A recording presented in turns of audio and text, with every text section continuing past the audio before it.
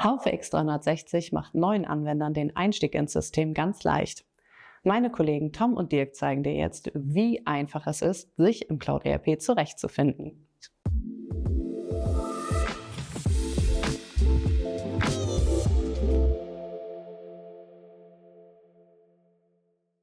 Danke Inga und hallo Tom. Moin Dirk. Du hast heute mitgebracht Haufe X360 und man sagt ja sonst immer, aller Anfang ist schwer und das gilt auch ganz häufig für ERP-Projekte. Wir wollen dir heute zeigen, dass bei Haufe X360 der Einstieg eben doch ganz anders ist. Wir machen immer wieder in Gesprächen mit unseren neuen Anwendern die Erfahrung, dass sie sich sehr schnell zurechtfinden und auch sehr schnell dann Dinge zutrauen, die man vielleicht in den ersten 3-4 Wochen nicht machen sollte. Aber das ist ja auch was Gutes. Vielleicht sollte man ganz kurz erstmal sagen, woran liegt das? Es liegt natürlich daran, dass Haufe hier ein Standard-ERP genommen hat mit einer wirklich sehr angenehmen Benutzeroberfläche und das dann auch vorkonfiguriert hat, gleich mit den ganzen Prozessen und Abläufen für den Standardkontenrahmen SKR03 oder für den Standardkontenrahmen SKR04, die ja in Deutschland sehr verbreitet sind. Und dann ist es einfach so, dann steht, mach jetzt mal das und das als nächstes. Ja, wir zeigen da gleich mal Beispiele. Das ist der nächste Schritt. Und dann wird man da einfach durchgeführt. Genau. Und das Wort einfach gewinnt da wirklich an Bedeutung. Ja. Aller Anfang ist einfach.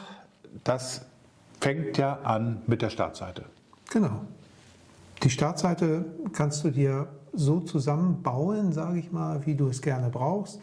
Ganz viele unserer Kunden benutzen Dashboard, weil das Dashboard einfach ich benutze es schon wieder, das Wort einfach, die Möglichkeit bietet, dir sehr schnell einen Tagesüberblick zu verschaffen, was ist heute zu tun, was brennt an, was läuft besonders gut. Andernfalls kann man sich auch Listen einblenden. Das kann man wirklich sehr einfach für seinen Tagesbedarf machen. Das heißt, ich sehe auf meinem Dashboard, das ist für mich individuell, ja, vorbereitet, was sind meine Aufgaben, wo ist irgendwas rot, gelb oder grün. Genau.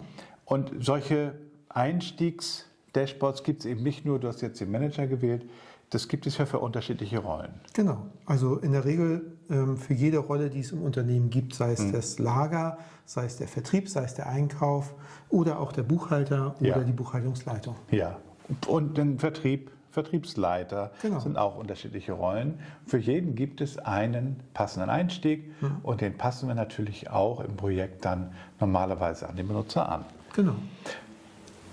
Dann ist es ja so, ich sehe jetzt hier bei dir 3 Menüpunkte: Favoriten, weitere Einträge und Verkauf. Ja. Das sieht jetzt wirklich einfach aus, aber das sieht für mich natürlich so aus, als ob das Programm nicht alles kann, was ich brauche.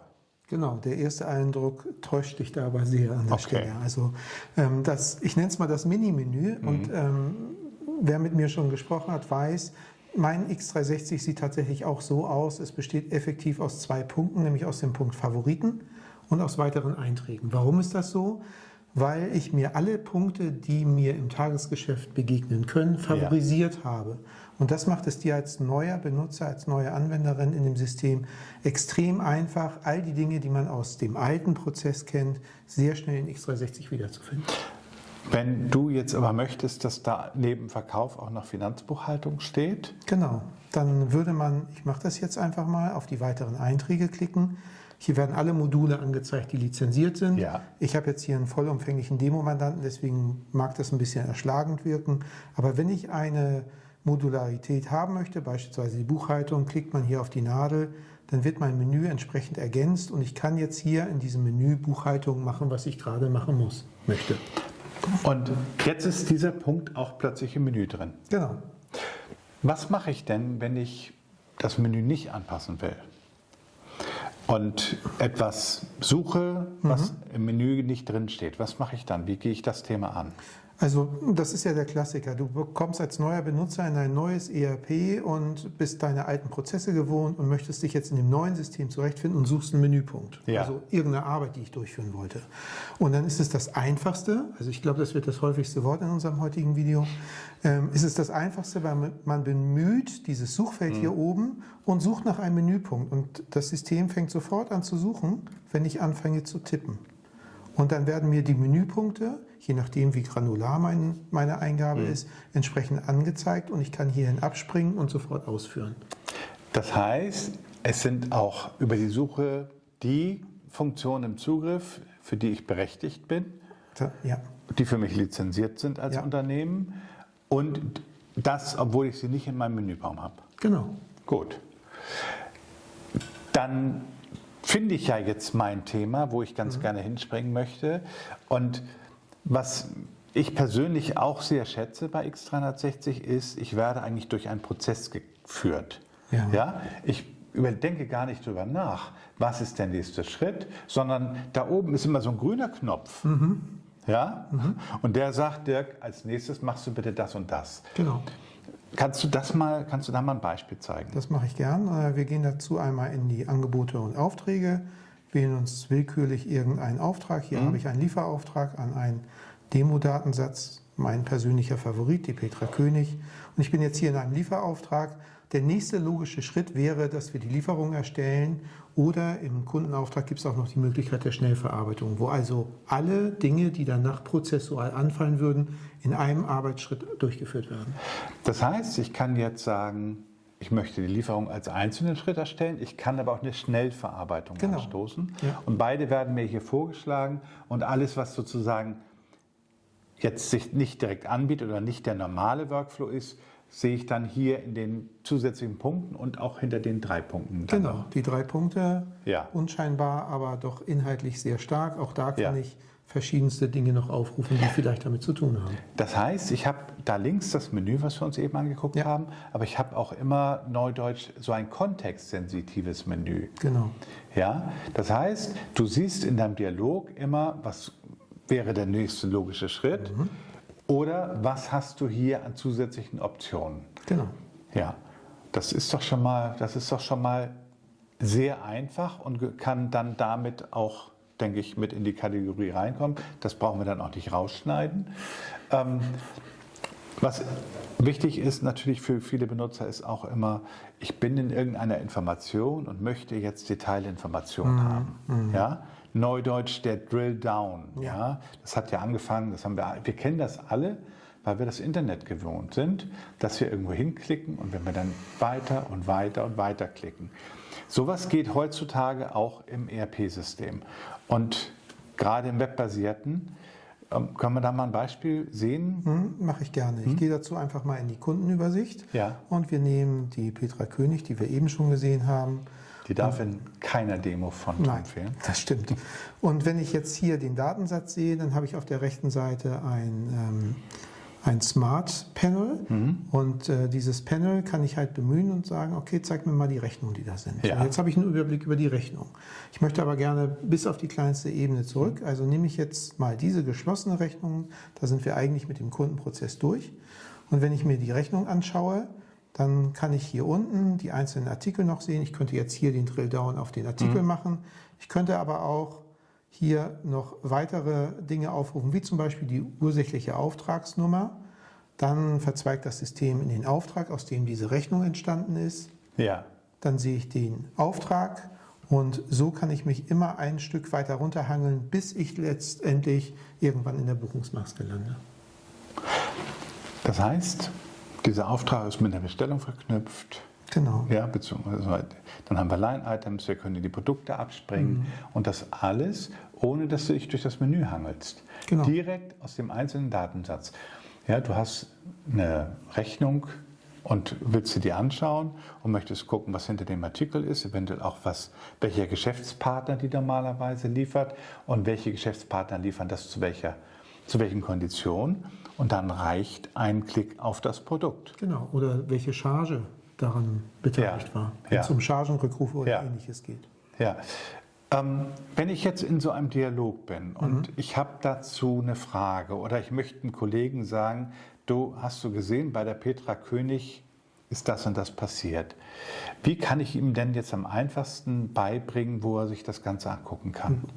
Sehr einfach, um das Wort wieder zu benutzen. Man benutzt einfach den Link hier oben, kopiert den und teilt den per E-Mail, per Teams oder per WhatsApp mit. Und wenn der Kunde das Recht dazu hat, nicht der Kunde, der Kollege, das Recht dazu hat, diesen Datensatz zu sehen, kann er darauf klicken und landet sofort im entsprechenden Datensatz. Das heißt, Voraussetzung ist, dass er die Rechte hat, diesen Datensatz zu sehen. Ja. Ja, ich würde ihn wahrscheinlich nicht fragen, wenn er da nicht berechtigt wäre. Genau. Ja, wenn er da nicht involviert wäre. Das heißt, er braucht wirklich nur den Internetlink und du kannst ihn raus. Und dann landet er nicht nur in dem Dialog, sondern direkt in diesem Datensatz, den du jetzt hier siehst. Ja.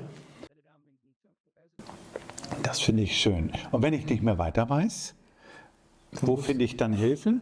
Dann rufst du bei Softwarepartner an. Dann rufst du uns Das ist eine Möglichkeit, ja. Ja, aber ich habe das Suchfeld ja eben schon einmal kurz angerissen. Man sieht es hier oben sehr schön. Und ich kann in diesem Suchfeld global suchen, zum Beispiel nach einem Thema. Ich gebe jetzt mal König wieder ein, weil das so schön ist. Wir müssen diesen Datensatz ein bisschen bearbeiten. Und man sieht hier ja, Menüpunkte haben wir eben gesucht. Ja. Transaktionen und Profile sind Datensätze. Das wird aber nichts mit Frau Köll nicht. Nee, ich weiß. Ich will auch gar nicht. Passt schon. Und hier würde ich Datensätze finden und in dem Bereich kann ich halt die Hilfe durchsuchen. An dieser Stelle, wenn ich hier die Hilfe bemühe, finde ich die gesamte Hilfe. Das heißt, ich muss dann wieder innerhalb der Hilfe suchen. Aber es ist naheliegend zu sagen, dass mir meine Kunden zumindest, wenn sie in einer Maske stehen, und dazu gehe ich einfach nochmal zurück auf den Stammsatz von der Petra König, und ich möchte jetzt hierzu eine Hilfe haben, dass ich dann einfach hier oben auf das Fragezeichen klicke und dann bekomme ich verschiedenste Möglichkeiten, wo mir das System Hilfe bieten kann. Nämlich Aktivitäten, die ich hier in dieser Maske vornehmen würde, oder eben auch einfach nur eine Formularreferenz, weil das ist ein Formular, dieser Stundenplatz. Das heißt, ich bekomme hier jetzt eine Übersicht über verschiedene Artikel, so richten Sie ein Mailing zum Ablauf ein oder allgemeine Informationen. Wir haben ja auch eine Formularreferenz zu genau diesem Screen. Genau. Das ist jetzt ein Teil der Dokumentation. Also die gute Nachricht ist, ja, vielleicht für den einen oder anderen auch das Schlechte, ihr bekommt kein Handbuch. Ja, das müsst ihr nämlich alle paar Wochen neu drucken, ja, weil sich halt auch immer was mal ändert. Ihr habt eine Hilfefunktion, aber die ist wirklich sehr umfangreich und da finde ich sehr viele Informationen. Und jetzt haben wir halt die Detailinformationen hier zu diesem einzelnen Dialog und und das ist nicht nur umfangreich, sondern es ist auch auf Deutsch. Und drucken könnte man es auch. Ja, genau. Ja, das war ein schöner Einstieg und ich hoffe, das macht Mut. Und wer mehr gucken will, sollte sich unsere Videos angucken. Auf jeden Fall. Oder meldet sich bei uns und dann zeigen wir dir mal genau das, was du gerne sehen möchtest. Genau. Danke dir und sehr gerne. Tschüss zurück zu Inga. Ciao. Vielen Dank, Tom, und vielen Dank, Dirk. Wenn du jetzt noch Fragen haben solltest, komm gerne auf uns zu. Wie immer sind unsere Kontaktdaten unten in der Beschreibung zum Video. Und ansonsten freuen wir uns natürlich auch über jeden Kommentar und jeden Like.